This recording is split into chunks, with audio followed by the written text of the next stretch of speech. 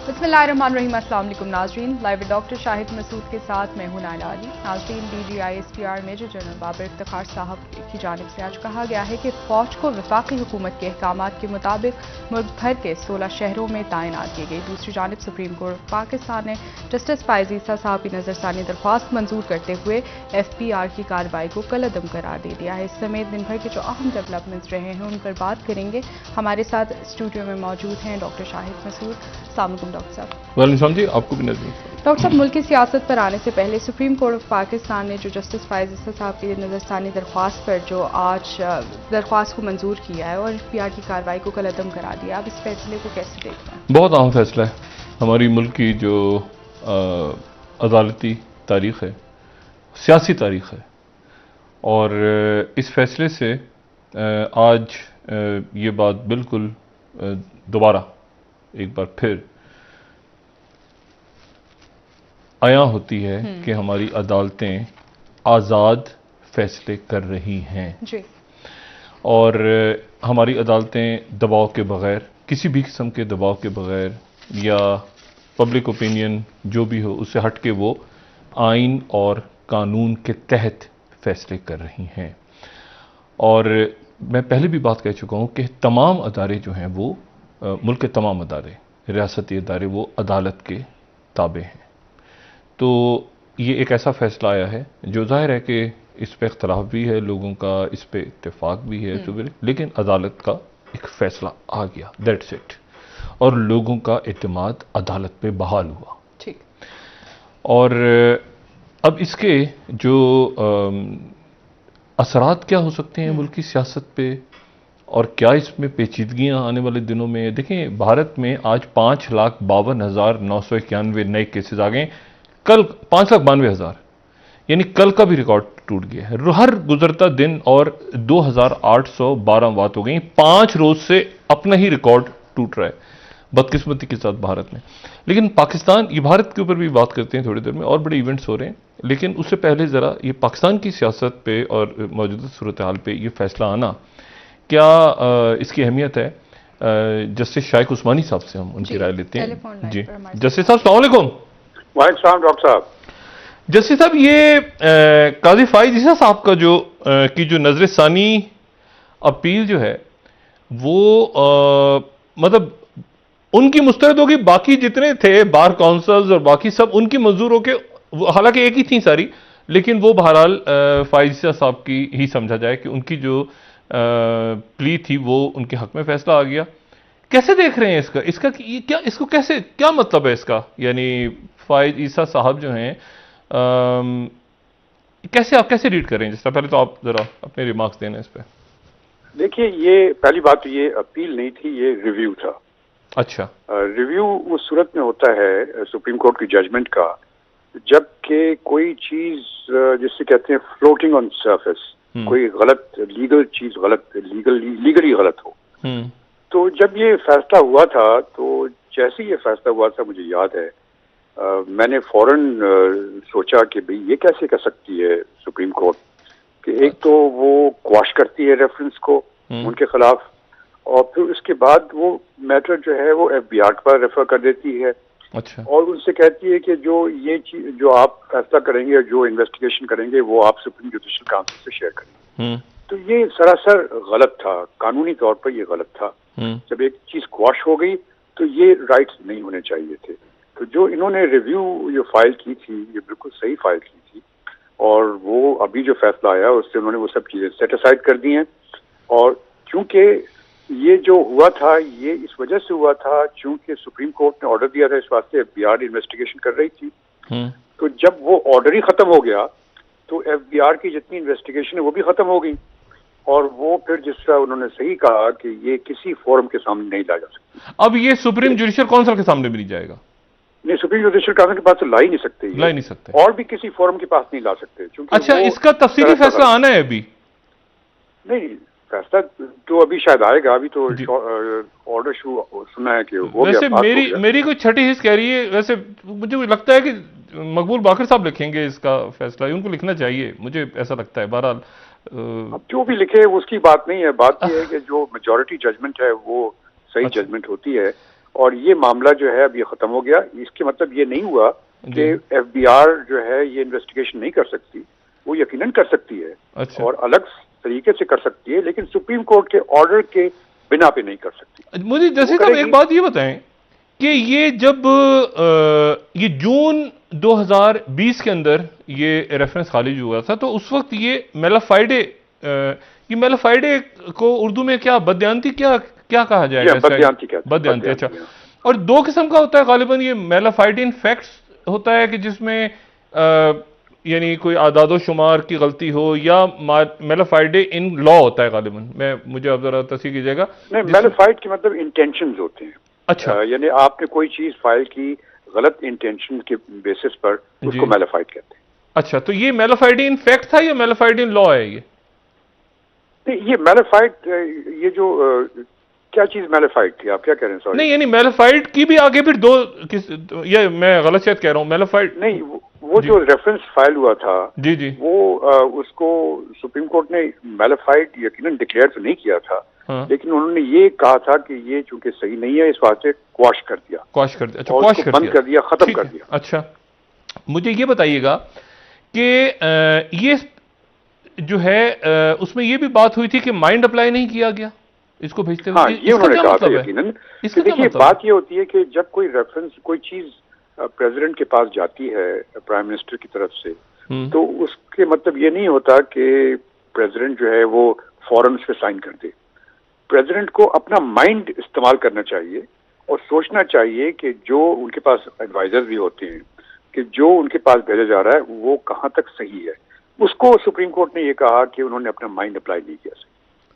अच्छा, वैसे कोई अजीब से कानूनी तौर पे कोई अजीब सा जुमला है कि सदर ने अपना दिमाग नहीं इस्तेमाल किया। ये क्या मतलब? दिमाग का मतलब ये होता है कि ये एक लफ्ज मतलब सही तरह से उसको देखा नहीं, ये मतलब है ना? नहीं, अच्छा। हमारी लैंग्वेज में ये होता है did not apply his mind. यानी जब भी आप कोई एक्शन लेते हैं तो उसको आपको जरूरी है कि आप उसको सोच समझ करके फिर वो एक्शन लें।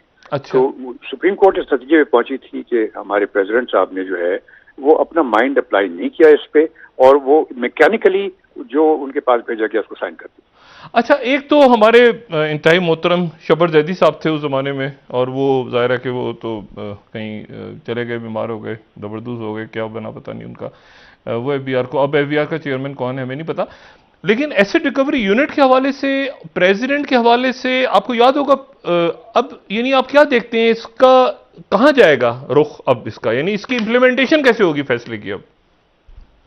क्योंकि पहले तो इसको उन्होंने एफबीआर साथ लगा दिया था ना एक, अब क्या होगा, व्हाट नेक्स्ट? अब यानी अब जो एफबीआर ने जो भी इन्वेस्टिगेशंस की हैं, ठीक है, उसके बेसिस पर कोई एक्शन नहीं लिया जा सकता। ठीक है, किसी फोरम में कोई एक्शन नहीं लिया जा सकता। ठीक है, अच्छा।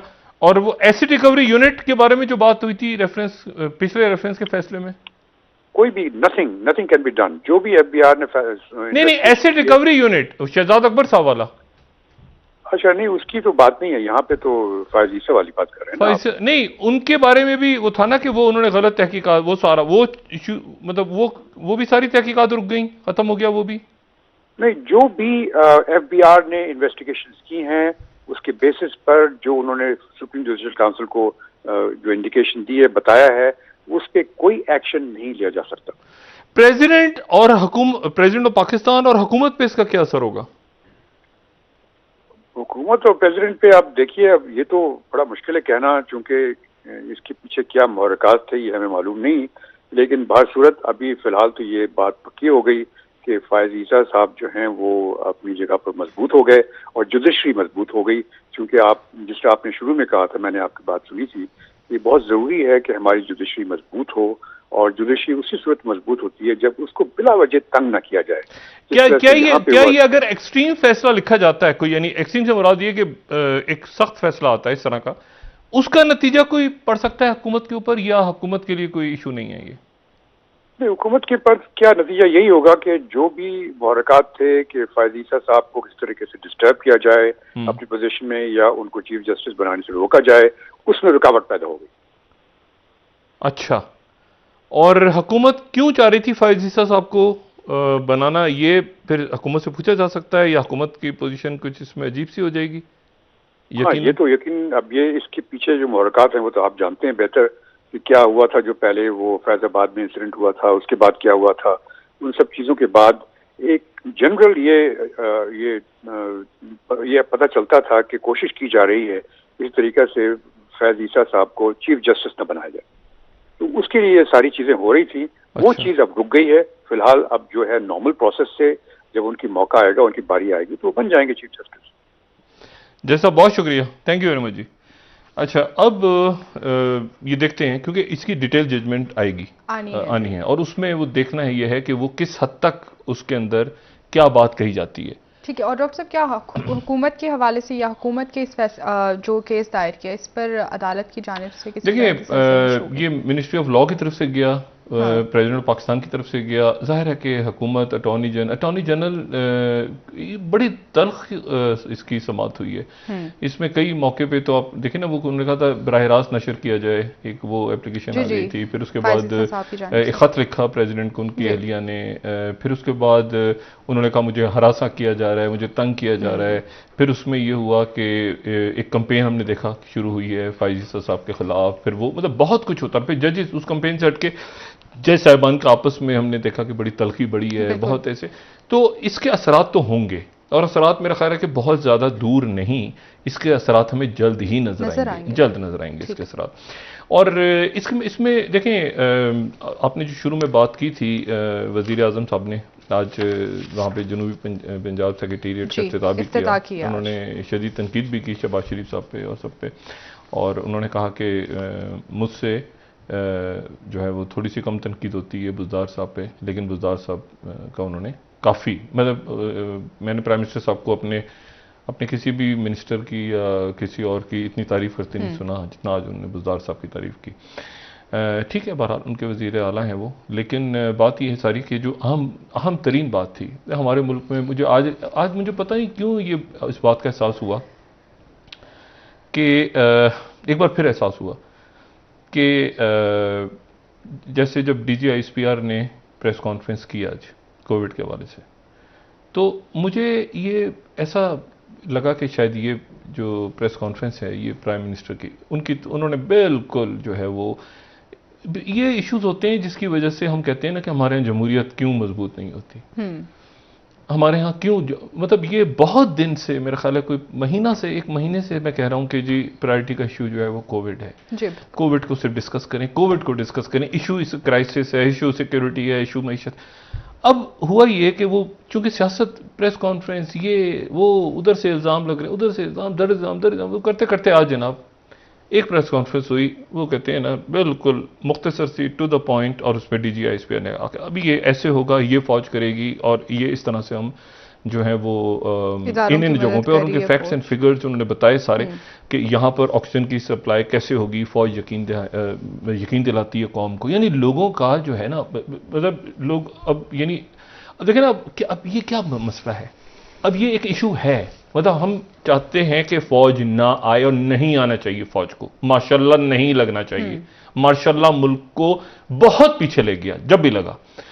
लेकिन इशू ये है कि अब जब ये पॉलिटिकल इशू था ना, ये प्योर पॉलिटिकल, जहां पर अब वो जब नहीं आए बहुत दिन तक, इशू हो गई चीज, और उसमें सियासत और ये और नींद मून में से शीन और शीन में से, तो फौज ने आके अपनी एक बात की आज बिल्कुल क्लैरिटी के साथ, DGISPR की प्रेस कॉन्फ्रेंस, लोगों को जरा सुकून मिला आज की फौज खुद, ये नहीं कि कोई प्रेस रिलीज आ रही है या कोई इधर से उधर से, खुद DGISPR उन्होंने आके एक बात कर दी, ठीक है, कि हम यहाँ पे मौजूद हैं और ऐसे ऐसे ऐसे, तो लोग एश्योर हुआ, ठीक है, आप सुकून से रहें, कोई पैनिक।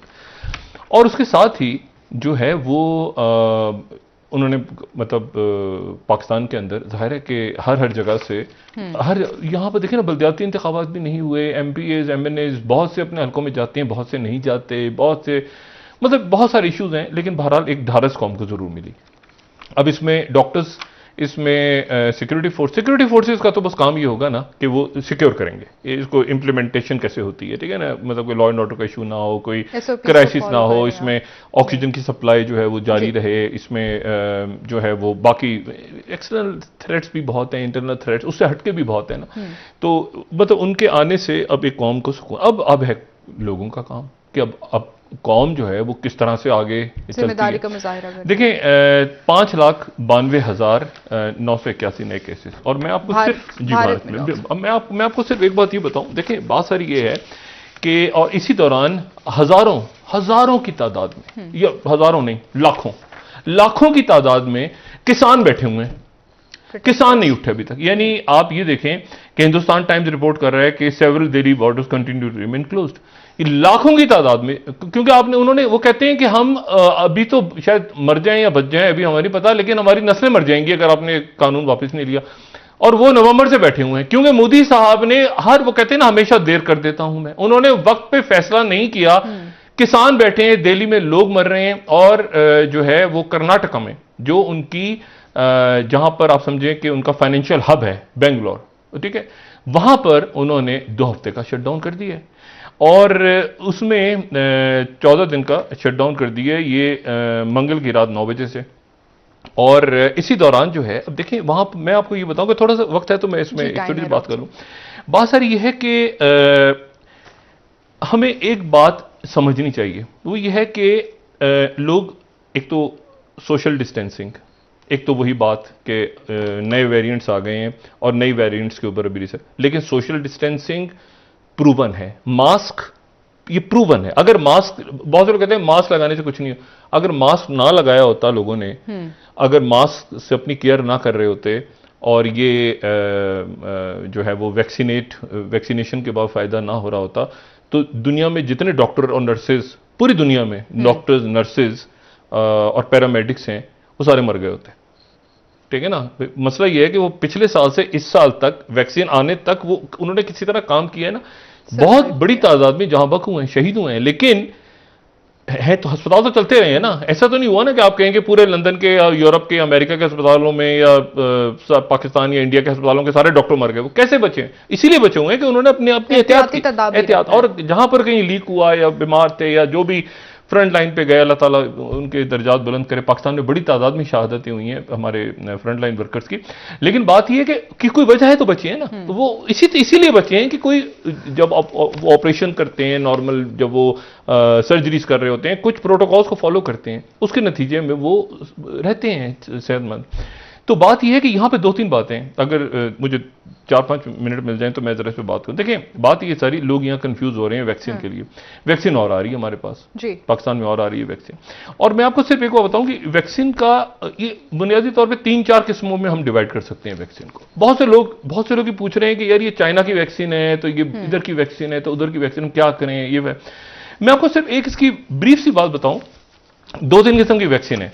एक तो यह है कि जिसको हम होल वायरस वैक्सीन कहते हैं, यानी होल वायरस वैक्सीन से मुराद यह है कि बेजरर या कमजोर करके वायरस को हम जो है वो किसी के अंदर उसमें दाखिल करें, और वो उसके नतीजे में वो रेप्लिकेट या इन्फेक्ट ना हो, और इन्फेक्शन ना हो, और इम्यून रिस्पॉन्स पैदा हो जाए, ठीक है। और इस किस्म की जो होती हैं वैक्सीन्स, उनके अंदर जो आप समझें कि एक किस्म का बेजरर वायरस दाखिल करके, और जिसम बॉडी ये समझती है कि ये तो वाकई ही कोई वायरस आ गया, उसके नतीजे में एंटीबॉडीज पैदा करती है, अच्छा, ठीक है, इम्यून सिस्टम बॉडी का एक्टिवेट हो जाता है। तो ये होल वायरस है। अब वो बेजरर वायरस ही होता है अमूमन।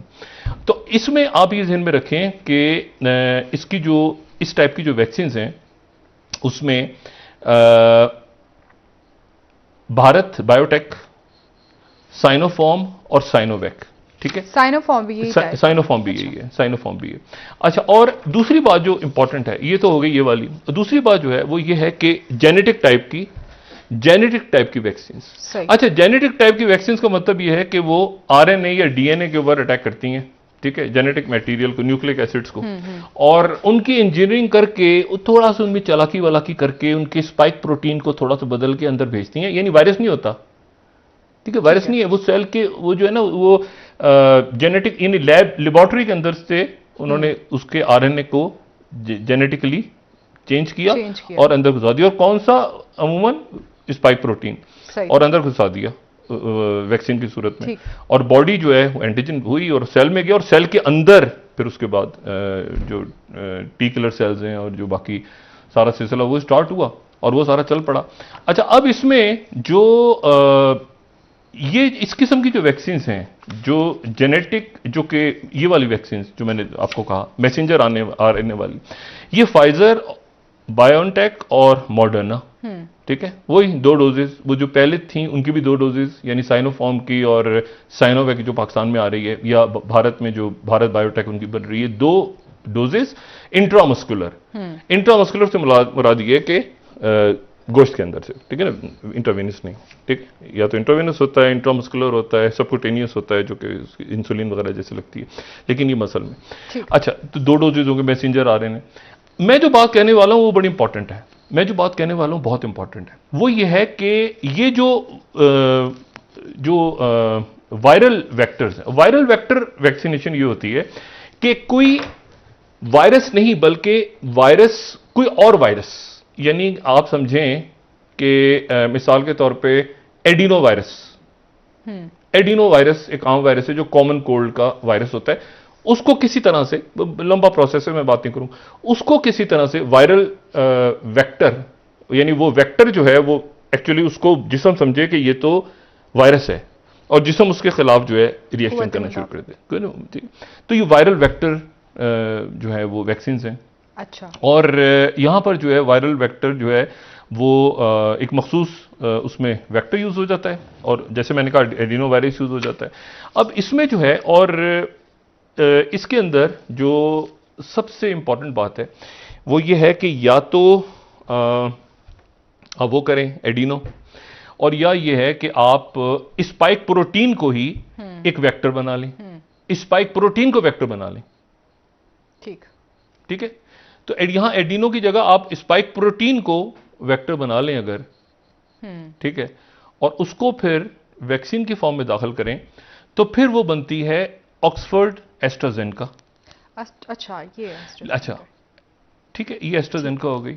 लेकिन इंटरेस्टिंग बात और बड़ी इंपॉर्टेंट बात यह है कि यही जो नॉन रेप्लिकेटिंग वायरल वेक्टर, 2 किस्म की वायरल वेक्टर वैक्सीनेशन है। एक तो वो है कि जो वायरस अंदर जाए और रेप्लिकेट होता रहे लेकिन बेजरर हो, लेकिन उसका खतरा होता है थोड़ा सा, उसमें ये होता है कि कहीं वाकई बीमार ना कर दे। नॉन रेप्लिकेटिंग का मतलब है कि ये रेप्लिकेट नहीं हो रहा बॉडी में जाके वायरस। तो नॉन रेप्लिकेटिंग जो वायरल वेक्टर है, इसकी सबसे इंपॉर्टेंट बात है कि यही वैक्सीन जो है ये ऑक्सफोर्ड एस्ट्राजेनेका है, नॉन रेप्लिकेटिंग वायरल वेक्टर, और यही जो ऑक्सफोर्ड एस्ट्राजेनेका है यही स्पुतनिक है।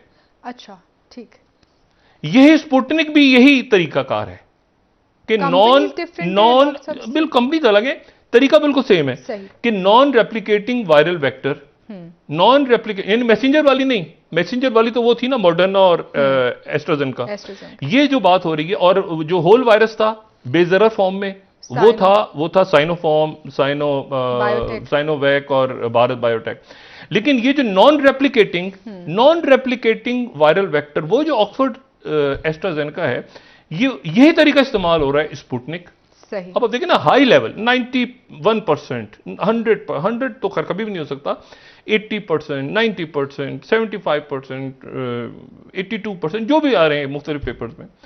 और इंटरेस्टिंग बात क्या है कि अब जो हमारे पास कैसाइनो आई है, कैसाइनो नई जो चाइना से वैक्सीन है, वो भी नॉन रेप्लिकेटिंग वायरल, ठीक, वो एस्ट्राजेनेका जी की तरह नहीं, मैं आपसे कह रहा हूं एस्ट्राजेनेका की नहीं, एस्ट्राजेनेका की तरह नहीं, उस तरह जिस तरह से एस्ट्राजेनेका की तरह, जी हाँ, एस्ट्राजेनेका की तरह नॉन रेप्लिकेटिंग वायरल, बिल्कुल यानी पहली जो 2 चाइना से वैक्सीन आई थी, साइनोफॉर्म और साइनोवैक, वो थी बेजरर वायरस। बेजरर वायरस तो आमतौर पे यूज होती रहती हैं, हमें हर एक को पता है, वो तो इस्तेमाल होती रहती हैं।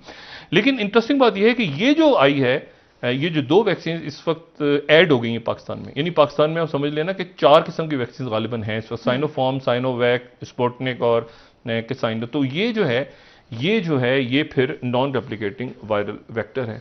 अच्छा, इसमें अब इंपॉर्टेंट बात यह है कि मुख्तलिफ रिसर्चेज हैं, मुख्तलिफ रिसर्च पेपर्स आ रहे हैं तेज़ी के साथ, और रिसर्च पेपर्स ये बता रहे हैं कि जी पहली डोज लगने के 14 दिन के बाद कितनी बॉडी के अंदर इम्यूनिटी हुई, दूसरी डोज लगने के 14 दिन के बाद कितनी इम्यूनिटी हो गई। लेकिन इंपॉर्टेंट तरीन बात यह है कि अगर ये मिसाल के तौर पे 70% या 75% या 80% या 91% या 95% भी इसकी एफिकेसी है, फिर भी आपको मास्क लगाना है। उसकी वजह यह है कि लोग वैक्सीन होने के बाद जो घूम रहे होते हैं कि जी हम तो वैक्सीनेट हो, वो फिर क्योंकि 10% नहीं है, 100% बिल्कुल 100। ये नहीं है कि आप जो है वो आप खांसी का शरबत पिए और खांसी के शरबत पीने के बाद नदी में छलांग लगा देंगे मुझे तो खांसी नहीं होगी क्योंकि मैं तो खांसी का शरबत पीकर आया हूं और मैं तो ठंडे पानी में गोते लगाऊंगा। ये बिल्कुल ऐसी बात हो गई। तो बात ये है कि वो आपको बचाव दे रही है, लेकिन आपका ये नहीं कि आपको 100% बिल्कुल बिल्कुल, तो आपके अंदर इम्यूनिटी तो डेवलप हो गई। लेकिन आप पब्लिक प्लेसेस पे मास्क लगा के आपने घूमना है, एहतियात आपने वैसे ही करनी है। एक बात तो ये हो गई। दूसरी बात देखिए इंडिया के अंदर क्या इशू खड़ा हो रहा है। इंडिया में इशू ये खड़ा हो रहा है कि जो उनकी मद्रास की हाई कोर्ट है, अब देखिए ना अदालतें, देखिए फौज तबाह हो गई थी जंग अजीम में, चर्चिल वाली बात, फौज तबाह, बिल्डिंग्स गिर गई, ये हो गया। उसके बाद अदालतें तो काम कर रही हैं ना, ठीक है, उनके अदारे गिर गए थे, उनके पोस्टल सर्विस खत्म हो गई, उनकी रेलवे खत्म हो गई, रेलवे चर्चिल में पूछा, अदालतें तो चल रही हैं ना। अब मसला ये है कि इस पूरे इंडिया में आप ये देखें कि मद्रास की जो हाई कोर्ट है उसने कहा है कि इलेक्शन कमीशन, सियासत नहीं खत्म होनी, इलेक्शन हो रहे हैं, इलेक्शन कमीशन, इंडियन एक्सप्रेस कह रहा है election commission responsible for spreading covid should probably be booked for murder. Election commission को कत्ल के, क्योंकि वो इलेक्शंस करवाता जा रहा है, सियासी सरगर्मियां जारी रखी हुई हैं, सब कुछ हो रहा है, तो क्यों ना बुक कर लिया जाए इलेक्शन कमीशन को। मद्रास हाई कोर्ट का ये ऑर्डर है कि इलेक्शन कमीशन को कत्ल, हां, कि वो मर्डर में, सीधा सीधा मर्डर पे क्यों ना इनको फड़का दिया जाए। और द इंडिपेंडेंट, ये मैं बात कर रहा हूं ब्रिटेन की। अब वहां पर जो उनकी स्टडी आई है और उन्होंने वहां पर मुख्तलिफ डॉक्टर्स वगैरह से बात की, अल्लाह ताला खैर करे, वो कह रहे हैं कि दिल्ली एक्सटेंड्स लॉकडाउन तो बढ़ गया है, किसान बैठे हुए हैं, as infection peak of 5 lakh cases a day चंद हफ्ते दूर रह गए। 2.5 लाख क्रॉस कर गया ना, आज 2,52,000 हो गया। अब वो ये कह रहे हैं कि कुछ दिनों में 5 लाख अ डे होने वाली है, 5 lakh a day.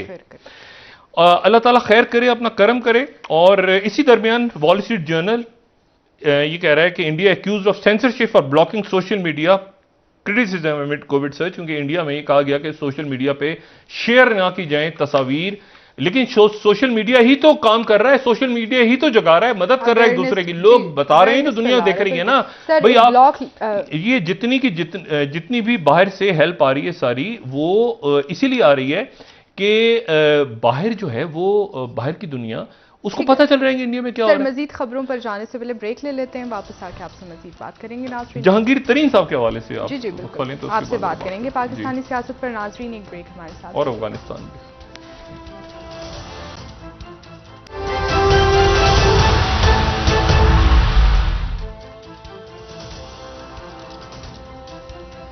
Welcome back नाज़रीन। जी डॉक्टर साहब, सियासी मामलात पर बात कर लेते हैं आपसे। जहांगीर तरीन साहब के हवाले से आज खबरें आ रही हैं कि शायद वज़ीर आज़म साहब से उनकी मुलाकात मुतवक्किल है। मेरा ख्याल है कि वो खुद नहीं मिल रहे, उनकी जो है वो अभी मुशावरत जारी है, लेकिन मेरा ख्याल है कि उनका जो ग्रुप है वो मुलाकात करेगा। मैं इसमें एक चीज़ ऐड कर लूँ, ये जो वैक्सीन के हवाले से बात हुई थी और करते रहेंगे आने वाले दिनों में बातचीत, ये जो नॉन रेप्लिकेटिंग वायरल वेक्टर है, नॉन रेप्लिकेटिंग वायरल वेक्टर, और इसके अंदर जो हमने 3 बताई ना, ऑक्सफोर्ड, एस्ट्राजेनेका, स्पुतनिक और कैंसाइनो बायोटेक, जी, इसके अंदर नॉन रेप्लिकेटिंग वायरल वेक्टर में, तो इसमें एक और ऐड कर लें जिसको हम जैनसेन वैक्सीन कहते हैं। बहुत से लोग तो जॉनसन एंड जॉनसन कह रहे हैं, जॉनसन एंड जॉनसन हालांकि कंपनी है, इनकी जो वैक्सीन है उसका नाम जैनसेन है, जैनसेन, ठीक है, JANNSEN, ये वैक्सीन का नाम है, जैनसेन। ये देखें लिखा नजर आ रहा है, वैक्सीन का नाम जैनसेन है, लेकिन क्योंकि कंपनी जॉनसन एंड जॉनसन है तो हर कोई को जॉनसन एंड जॉनसन के नाम से वो होता है। वो जैसे कंपनी का नाम ज़्यादा कई दफ़ा होता है कि वो जैसे फाइजर है तो उन्होंने अपने, अच्छा एनीवे, तो अब बात ये कि वो जॉनसन एंड जॉनसन के नाम से ये जैनसेन वैक्सीन है, जैनसेन वैक्सीन। तो ये भी वैक्सीन उसी तरह से तैयार हो रही है जिस तरह स्पुतनिक तैयार हो रही है और जिस तरह ऑक्सफोर्ड जेनिका तैयार हो रही है, एस्ट्राजेनेका तैयार हो रही है। ये उसका भी वही तरीका है, नॉन रेप्लिकेटिंग वायरल वेक्टर वाली। अच्छा, ये जो अब सूरत हाल इमर्ज हो रही है इंडिया में, ये कहाँ जाके एंड होती है मैं नहीं जानता, लेकिन इसी दौरान ताल्लुकात में कुछ तलखी महसूस हुई है अमेरिका के और इंडिया के। पहले तो वो जज़ायर के हवाले से जो हमने इस प्रोग्राम में तफसीलन डिस्कस किया कि बहरे हिंद के अंदर जज़ायर हैं जिनको अमेरिका ने कहा ये वायरल जो एकदम से इंडिया में एक बहुत बुरी सूरत हाल नज़र आ रही, उससे पहले ये सारे वाक़यात हुए थे। लेकिन इस दौरान ये हुआ कि रशिया ने, चाइना ने, जर्मनी ने, ब्रिटेन ने, पाकिस्तान ने, जितने खलीजी ममालिक हैं, तमाम ममालिक ने ये इंडिया के हालात देखे और हालात तो बहुत ख़राब हैं, अल्लाह ताला अपना करम करेगा। लेकिन ये हुआ कि अमेरिका की तरफ से रिस्पांस नहीं आया, बल्कि अमेरिका की तरफ से एक अलग बात हुई, और वो बात ये हुई कि जो रॉ मटेरियल जो मुख्तलिफ वैक्सीन्स के लिए ज़रूरी होता है, उन्होंने उसके ऊपर पाबंदी लगा दी कि ये जो है वो वहाँ पर इसके ऊपर पाबंदी है। और उसके नतीजे में फिर ये हुआ कि उसके नतीजे में एक अजब सी कशीदगी पैदा हुई।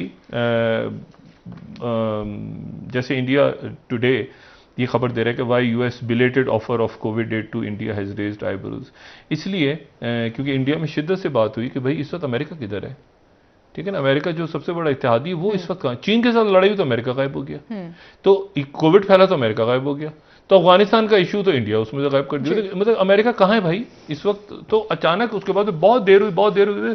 उसके बाद जनाब ये हुआ कि न्यूयॉर्क टाइम्स ने फिर ये खबर दी कि US to send virus reach India materials और वैक्सीन। बहुत अच्छा है। और लेकिन फिर इसमें एक बात जो फॉरेन पॉलिसी ने लिखी है, आज फॉरेन पॉलिसी ने लिखी है कि यूएस सेंड्स इक्विपमेंट, सामान तो भेज दिया है जी।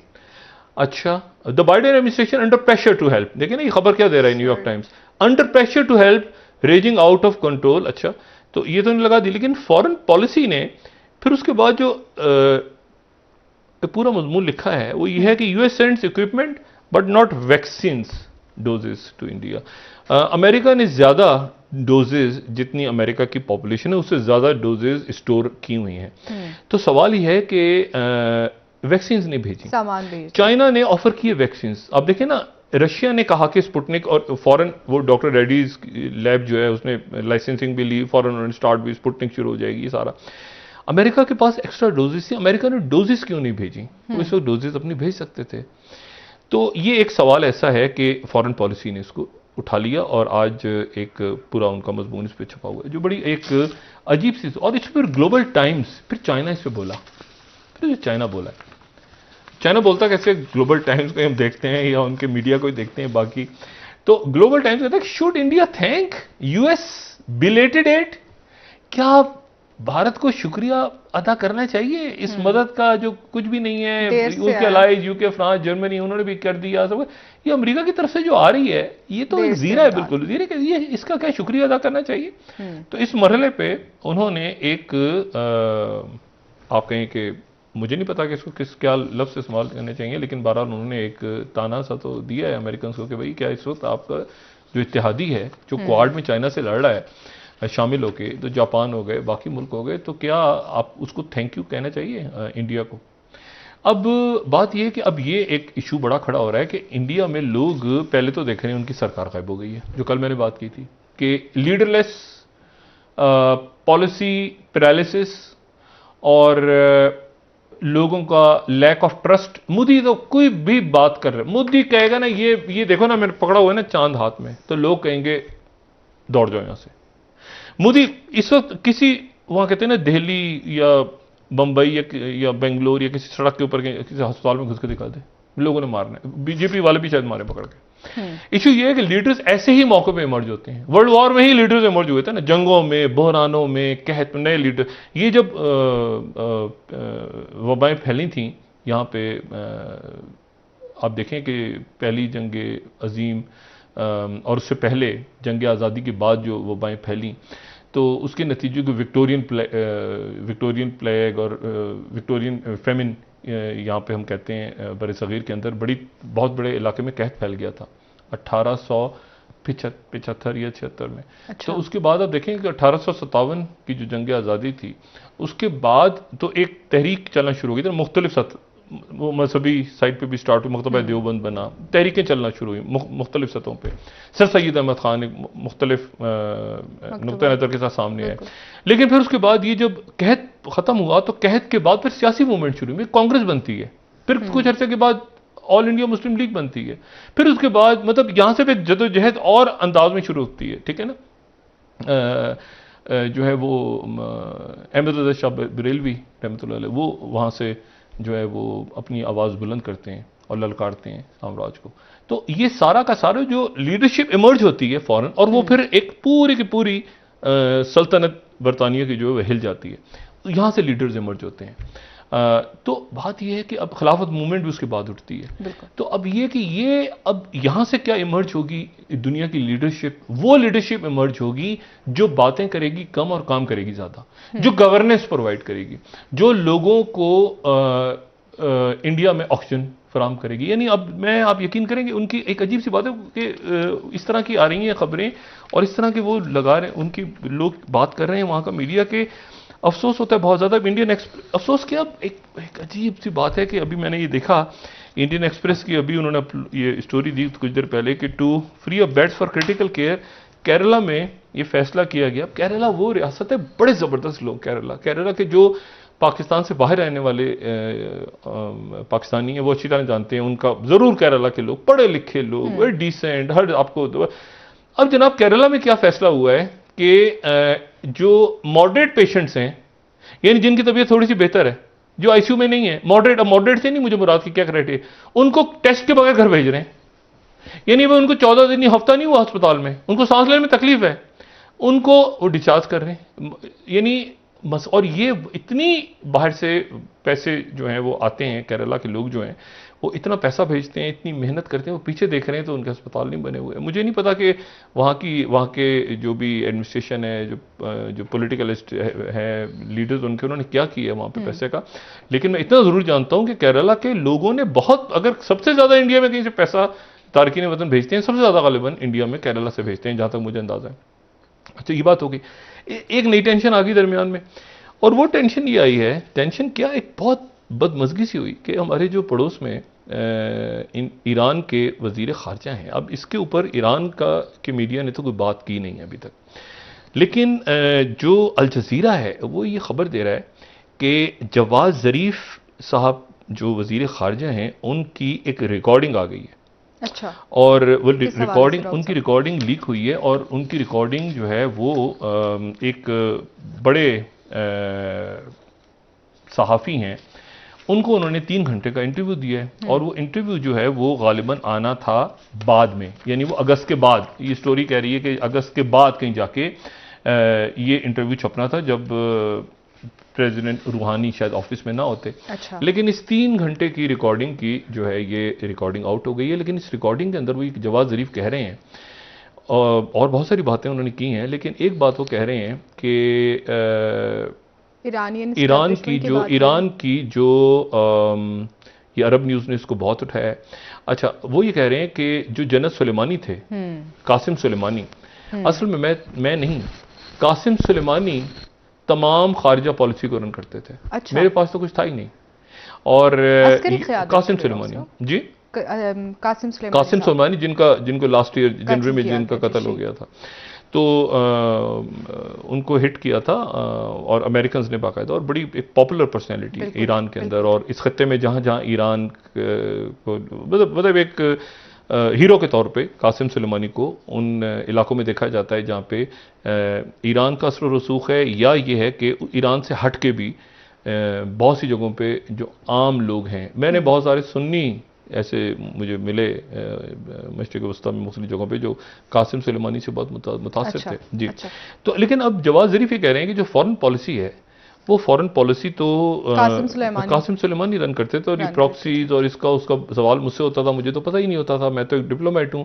ये जो हमारे जवाद ज़रीफ है ना, ये बड़े ज़बरदस्त, बहुत ही आप समझे, जैसे इंडिया में मिसाल के तौर पर, अभी बात बड़ी अजीब सी लगेगी कुछ लोगों को, लेकिन मैं जब ये बीजेपी और ये मोदी सरकार इन सब की बात करता हूँ ना, अमित शाह वगैरह। तो मैं थोड़ा सा जयशंकर साहब को अलग कर लेता हूँ। जयशंकर जो है ना पढ़े लिखे, आपको लगता है बड़े स्टाइलिश किस्म के फॉरेन मिनिस्टर हैं उनके, लेकिन इसी तरह से जवाद ज़रीफ जो हैं ये भी ज़रा बड़े स्टाइलिश है। ये यहाँ पे वज़ीर ख़ारजा बनने से पहले ये अक़वाम मुत्तहिदा में रहे हैं काफ़ी तवील अर्से, और ये बड़ा इनका डिप्लोमा है। अब ये कहते हैं जनाब उस इंटरव्यू में कि मुझसे बहुत सारे लोग पूछते थे कि ईरान यहाँ क्या कर रहा है, ईरान वहाँ क्या कर रहा है, मुझे तो पता ही नहीं होता था कि असल फॉरेन पॉलिसी तो कासिम सुलेमानी रन कर रहे थे।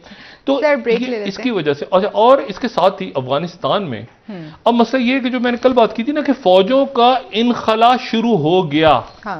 पाकिस्तान में इस वक्त इश्यूज सर पे मंडला रहे हैं।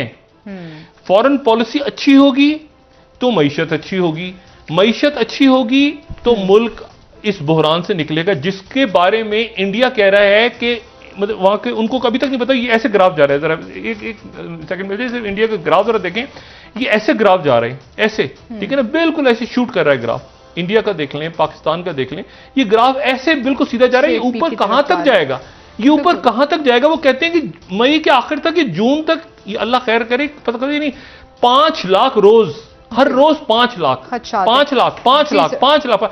तो बात यह है कि इस पूरी सूरत हाल में पाकिस्तान की इंटरनल एक्सटर्नल सिक्योरिटी, लोगों की जानो माल, उनका खाना पीना, ये सिंध गवर्नमेंट ने कह दिया 20% लोग बाहर निकले, इसके ऊपर जो फौज जो है मुकम्मल तौर पे अमल दरामद करेगी। इसको लोगों को समझना है, यानी अपनी जिंदगी जान बचाएंगे, अपनी बचाएंगे तो दूसरों की, ये दूसरों को भी ना बीमार करें, खुद भी बीमार ना हो, और घरों में रहें, और जो भी एसओपी उसको फॉलो करें, उसको एसओपी फॉलो। ठीक है डॉक्टर साहब, ब्रेक ले लेते हैं। नाज़रीन वापस आएंगे, डॉक्टर साहब से मजीद बात करेंगे, हमारे साथ रहिए।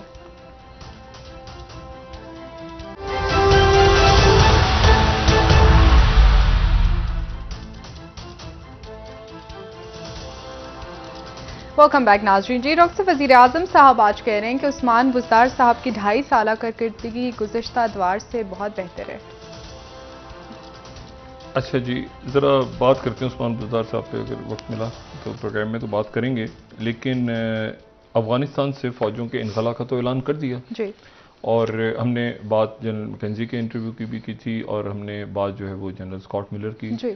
दोनों अहम शख्सियात हैं सेंटकॉम और अफ़गानिस्तान के अंदर जो, लेकिन अफ़गानिस्तान में वायलेंस बढ़ गई है।